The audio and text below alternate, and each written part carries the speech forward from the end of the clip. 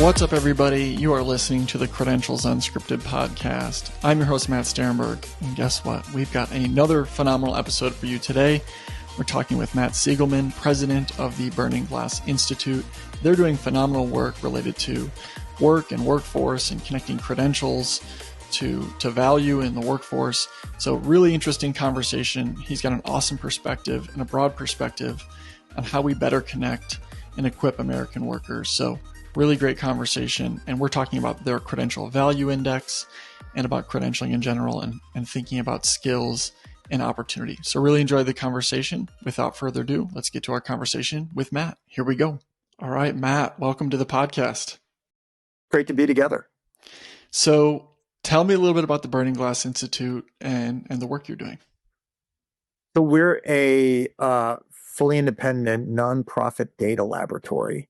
Data laboratory sounds kind of funky, but what it essentially means is this. There's all sorts of great data that are out there today. Some of it proprietary data sources, big data sources and the like, some of it public data, at least for now. And, what we try to do is to bring it all together to answer questions. It often happens that we start out from the data and we try to say, okay, what problems can we answer with data? We start the other direction. We say, what are the big transformations that are needed at the intersection of work and learning? What are the big transformations that would drive greater economic mobility, that would boost outcomes for learners and workers? And then we say, what are the data that would help drive those transformations? What are the models you could build on top of the data that would deliver the kind of insights that could point the way? And that's why I'm excited for this conversation, because there's a huge need for data in this field. And one of the things I want to get to is the Credential Value Index. How do we start to think about the value of these credentials? What's the trade-off?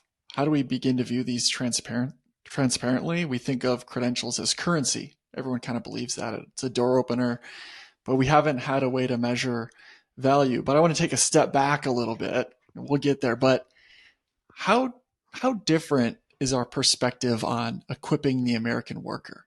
Like, how has it shifted over the last many years? Because for a while it was college. What shifts are you seeing, and how should we think differently about it? So I want to be a little cautious here, because there's a whole chorus of people who say that we don't need college degrees. I think that's more easily said than, or put it differently, that's a glib thing to say. It's not necessarily the best advice for everyone. It is absolutely true that we need to make sure that there are good options for the 2/3 of Americans who don't have a college degree. But it is also true that a college degree remains, on the whole, a singular force for economic mobility. Full stop. Now, here's the thing. So many of us are familiar with some of the overall stats that say, just how many more millions of dollars you make by getting a college degree over the course of your career versus, what you'd earn if you didn't. And on average, those are true, but averages hide a lot of dispersions. There's a lot of people who are doing astronomically well for having pursued a degree, but there's a lot of people who never get any return at all. And so when we're talking about, whether, the shift away from the college for all movement, what we have to bear in mind is what we have to substitute. We need to make sure, on the one hand, that we are addressing needs and more millions of dollars you make by getting a college degree over the course of your career. We're not throwing the baby out with versus, so what it's not that college isn't worth it. It's that college isn't, those are true, but averages hide a lot of dispersions. We have a lot of people who are the cost of doing astronomically well. We actually have less of a college cost, but there's a lot of people who never get any return at all. Think about this, right? If the if the degree is supposed to give you about $1.25 million, $1.5 million incremental earnings over the course of your career, even if the average student had to pay full price at a private institution, um, you're paying $300,000, $400,000 to get $1.5 million back. Who wouldn't take that bet? The problem is that our outcomes are inconsistent. So I want to call that out because a lot of it comes down to how we connect between college and careers on the one side, and on the other side, how we make sure that people aren't going to college can launch. We did some work recently where we looked at the careers of 9 million people who went straight from high school to work, bypass college.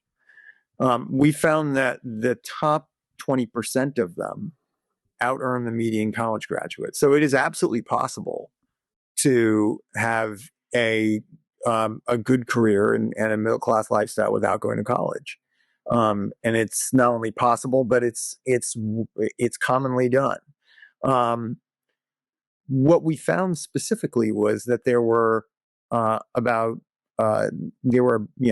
bunch of jobs that you could get coming out of high school. About 17% of people who come out of high school wind up in one of these jobs, where you can where you're increasing the likelihood that you'll be a top earner by fourfold. At the same time, there's a set of jobs, and it's an equivalent percentage of the directions that people go in that make you 4 times more likely by the time you're 40 to wind up in or near poverty. And the bigger problem is that twofold. Where the bigger problems are: one, that it's actually sometimes really hard to tell one from the other. Sometimes, coming out of school, they pay very similarly. And second, to land into one of the good jobs, you have to, in many cases, there's a set of skills you're going to need before you graduate.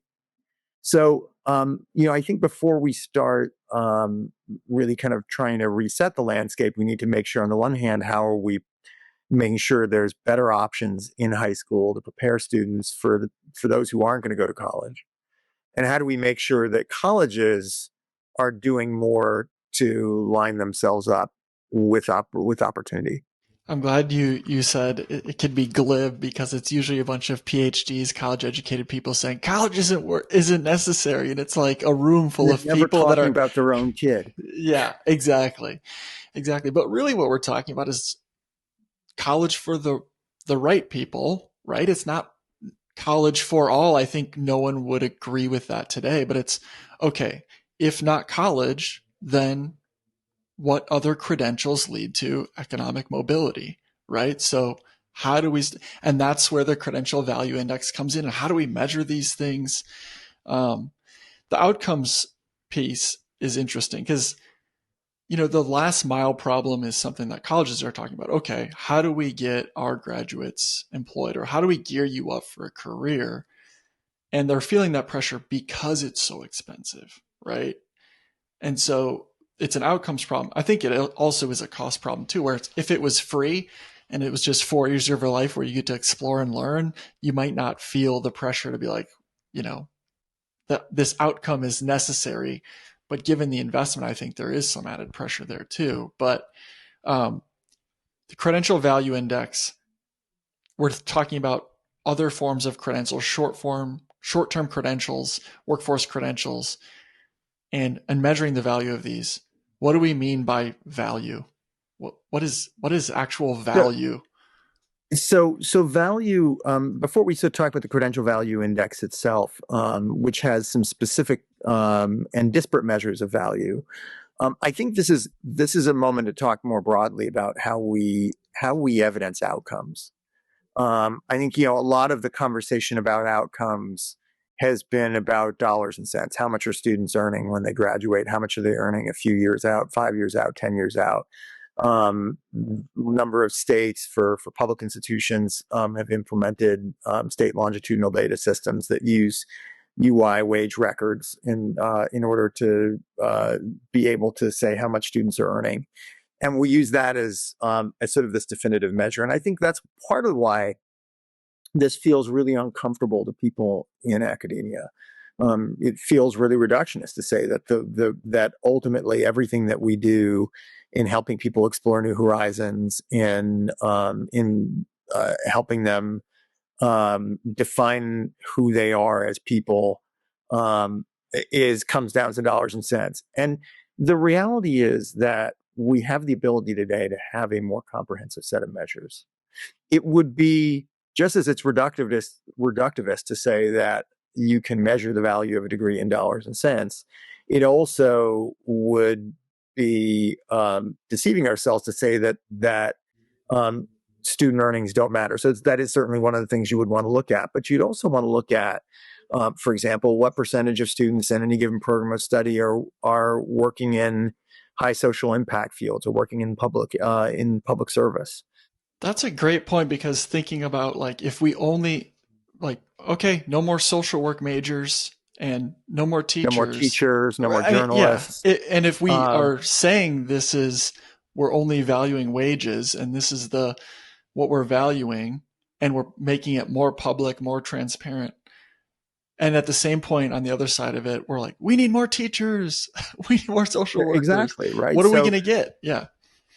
So, and by the way, it also helps to offset, right? When you start looking at a program and say, gee, people aren't earning as much. Well, let's be able to actually get to the bottom of why. We know that some work that we've been doing understanding the outcomes for graduates of historically black colleges and universities. And we know that HBCU graduates are substantially more likely than graduates of other institutions to wind up working in jobs with a strong social impact element. Okay, well, does that go part of the way toward helping us understand differences in earnings after graduation? But there's other dimensions that you'd want to look at as well. You'd want to look at what percentage of students advance to leadership roles within their field over time. You'd want to look at what percentage of students start businesses. All those are things that we're measuring. And so you can actually take an empirical lens to being able to track those kinds of things, whether for a degree or, as in the case of the Credential Value Index, for non-degree programs. So the Credential Value Index is our attempt to take a similar empirical lens to understand what happens to when people earn a given credential. So we looked at the career histories of millions of people, and we identified the 23,000 most common credentials in America, including every certification of any job market currency, and then another about 20,000 credentials. And then we said, okay, how can we measure how that credential bends the shape of your career? Think back to Algebra 2. You remember that y equals mx plus b thing? Yeah, Your slope, career right? has a That's slope. slope. Yeah, Yeah, there you your go. career has a slope. And when you get a credential, does it change the slope of the line? So we underneath the Credential Value Index is a massive data set that for each of these 23,000 credentials and all of the people who earn them is measuring a huge array of variables. But we distill it down to a few that we think really form almost kind of a nutrition label, if you will, for a credential. Right? One, does it unlock the new jobs that the credential is targeting? Two, whether does it increase your likelihood of getting a promotion within your field? So the first is, does it help you enter a new field? The second is, does it move up in the existing field? Three, does it boost my earnings? And it's a simple thing. A credential should do one of those three things. And our measures are all relative to a counterfactual set. So, we're rigorously defining a group of peers who are coming from who are at similar levels of educational attainment, who are demographically similar, who are um, are you know are working in similar occupations or entering from similar programs, and we say, okay, relative to that counterfactual, does earning this credential mean that you wind up earning more? Does it mean that you're more likely to be able to enter that career, that new career that you were targeting, that you were trying to switch lanes into? Does it help you move up in your existing field? Um, Times 23,000 credentials from over 2,000 different providers. And so those kinds of insights we think are really important in informing what has really been a Wild West. There are over 1 million credentials out there today, 1.1 million, according to the Credential Engine Project.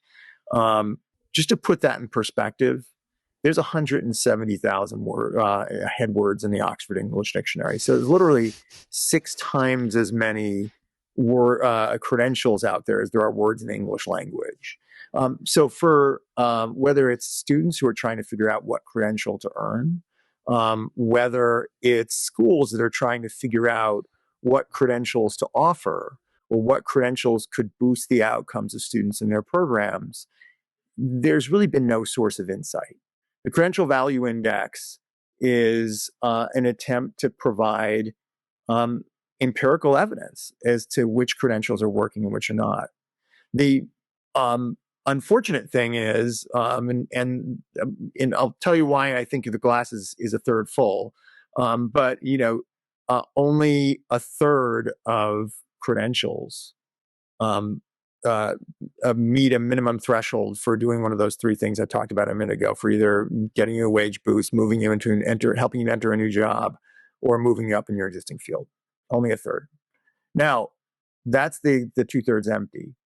But the 1/3 full is this. We did this times 23,000 different credentials. So do the math. That means there's almost 8,000 credentials out there in America that really move the needle for people.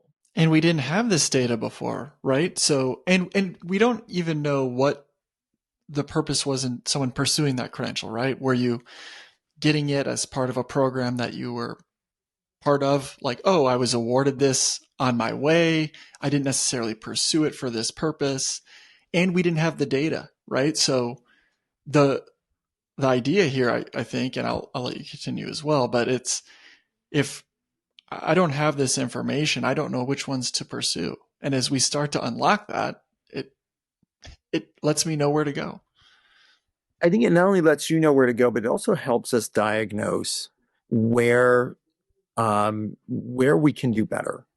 One of the things that we found was this isn't one of these sorts of things where there's good providers and bad providers. I mean, there are bad providers, but even the best providers have some credentials that don't seem to obviously deliver value to the people who acquire them. As you said, there may be other reasons to pursue a credential. We can't know, but what that tells me is this: that we all need a feedback loop that tells us whether what we're doing is working. And for most of us, whether in higher education, whether we're talking about non-degree credential providers, some of these online providers, if you don't have that evidence base, and it's been historically very hard to track these kinds of things, without that evidence base, you don't have a way of knowing whether what you're doing isn't working.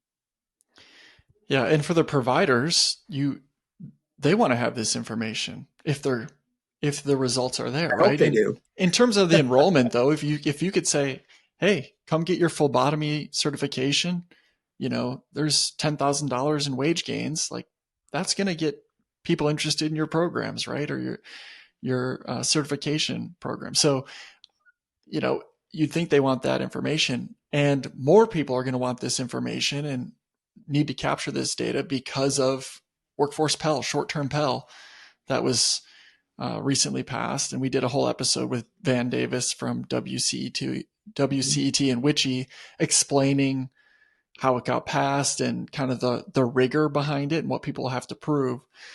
Tell me a little bit more about where you think this is going and how institutions and states are going to have to start thinking about this.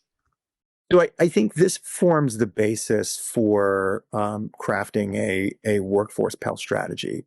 ultimately, you want to lay down tracks for programs and at an intersection of, on the one hand, which programs and which credentials have a track record of working, of delivering for students.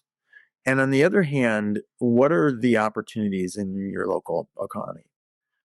What are the jobs that are at this kind of three-way intersection of um, there there's huge and foreseeably durable demand, not going to be automated away by AI. So employers can't get enough of them on the one hand.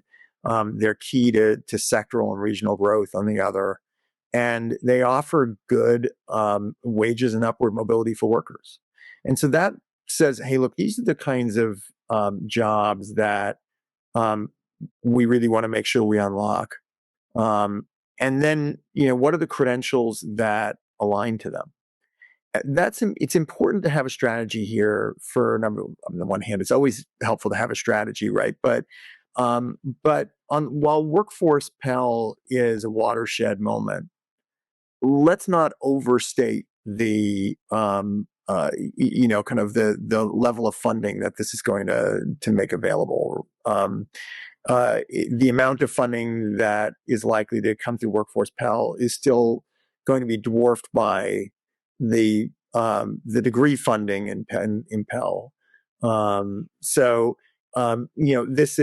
This is a lot more than what's been available historically. It's a lot less than I would argue we need. It's a good start, but that means that there's going to be a lot of folks competing for those same funds. And so, as a school or as a system, you want to be able to know which bets to make. Not, okay, here's dozens and dozens of options, but instead, hey, look, there's a limited set of programs that we really want to lean into, ones that are aligned to opportunity, that are aligned to growth sectors, and that we know work. One of the challenges that I think about, and this is probably far, far in the future, but we kind of see it on the college side, where it was college for all.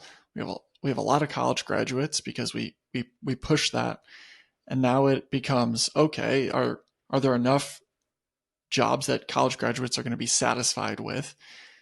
I just am thinking far, far in the future, where we say these are the credentials of value, these are the wage gains, and then all these people rush to it, and then we have tons of supply, right? And how do we create like a nimble system that works, where it's like, hey, Boise, Idaho is a great place to live, and then during COVID, everyone moved there, and then people are like, it's not the same Boise. Like how do we create a nimble system that we don't have like lagging data Yes. that people can trust? I think you're answering your own question, right? I think part of this is about the agility of the system and the timeliness of the system. If we have that, and also about the granularity of the system, agility and timeliness, I think probably pretty obvious, right? Like you need to be able to be responsive to changes in conditions. You need to be, and it needs to be timely so that you can see those changes. But the granularity is also really important. I mentioned that we've identified roughly 8,000 credentials that work. The good news there is that there are high value credentials in every field. And that's important because it says not, okay, gee, you have to be a cybersecurity expert. That's the only credential out there. And that's how you get the kind of whipsawing that you're describing. But instead, we can be sensitive. In any given field, there are skills that you can learn that will help you move up. And there's credentials that will add currency to your career. That gives us a lot more flexibility. Ultimately, what I want to see is something that works a lot more like Google Maps or Waze, where look, the traffic starts building over here. It starts directing more cars on a different route. Yeah, that's something that's come up as a theme in other episodes too, is on ramps and off ramps, right? How do I get to where I want to go? And if I'm interrupted or I change my mind, how do I steer off? How do we stack these things on top of each other?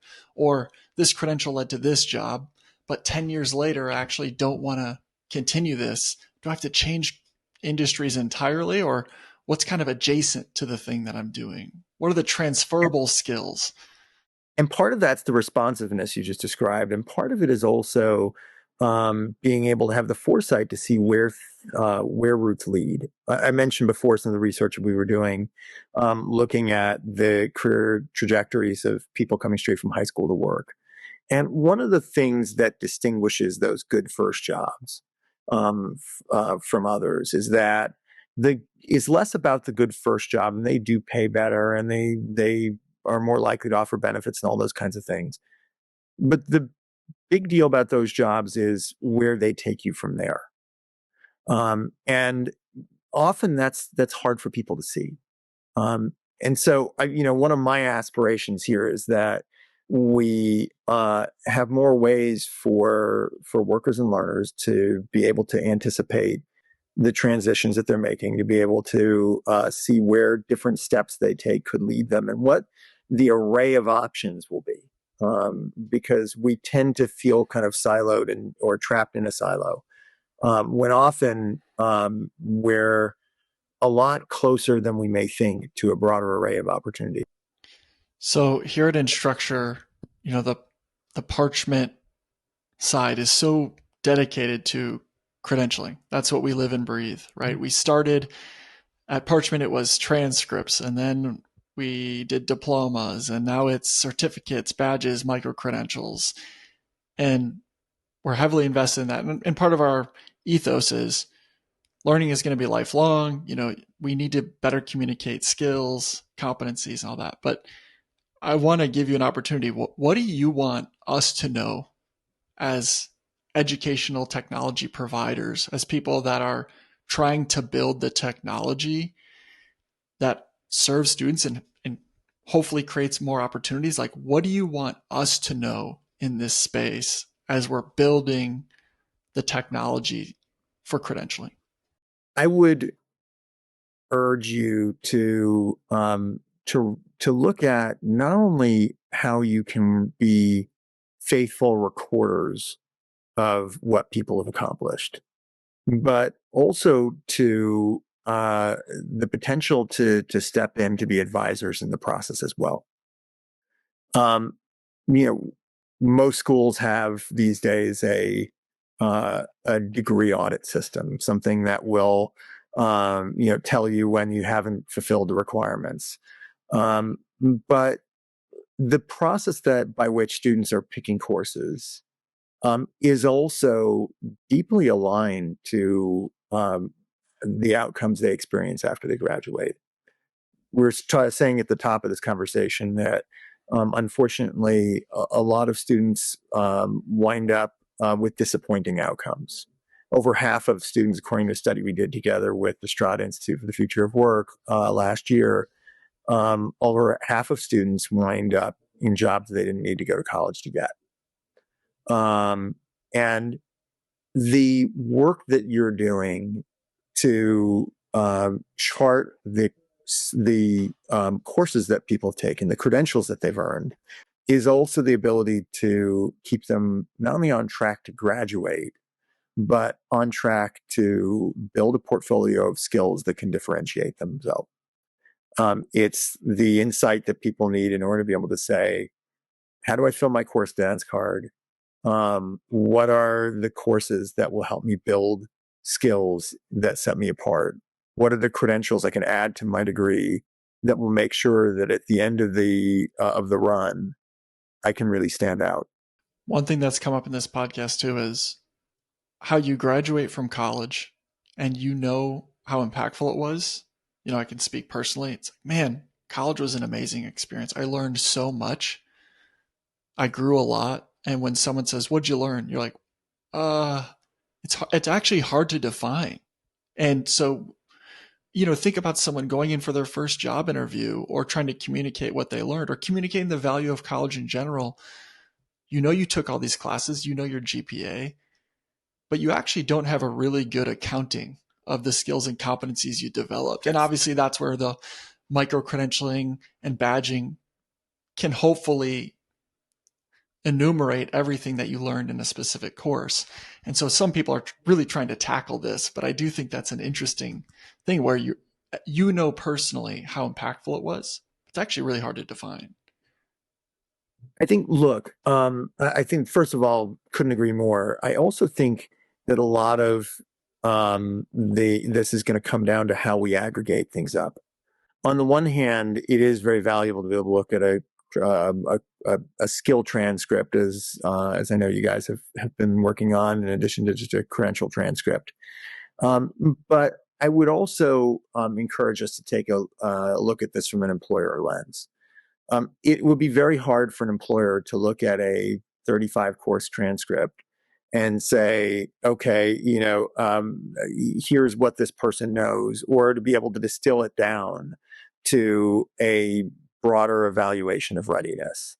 It would be sort of like looking at a Boy Scout's chest at all the little ribbons and saying, I'm sure, he's proud of them, but and it's an economy of information too, right? Like the more that we measure, it's like, well, what do I send? What do they care about? Cutting through the noise of an employer, like we have to be able to do that as well. Yeah. And I think that's the real opportunity to work at this backwards and say, hey, you know what?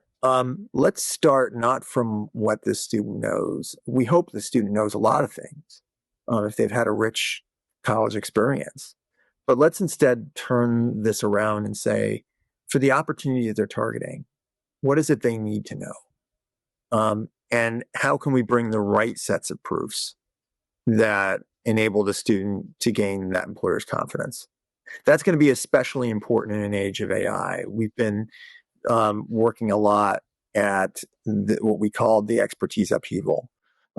We've seen concrete evidence that this is already happening, that employers are in many of the fields, the knowledge economy fields that have been the most valuable sources of opportunity for college graduates, employers are shifting preferences toward hiring people with more experience and reducing the amount of opportunity they create at the entry level.